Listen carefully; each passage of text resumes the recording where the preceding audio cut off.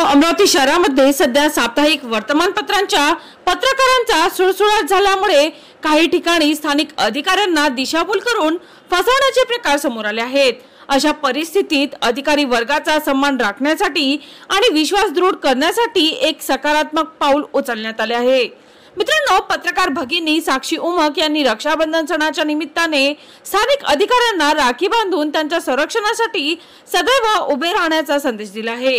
या उपक्रमाद्वारे पत्रकार प्रशासन यांच्यातील विश्वासाचे नाते दृढ झाले असून पत्रकार वर्गात एक नवा आदर्श निर्माण झाला आहे। मित्रांनो, सामाजिक जबाबदारीची जाणीव ठेवून सणाचा सन्मान करत आणि परस्पर सहकार्याची भावना जोपासत साक्षी उमक व पुष्पलता उमक, नयना माहोरे, संस्कृती ठाणेकर यांचा हा उपक्रम शहरात चर्चेचा विषय ठरला आहे।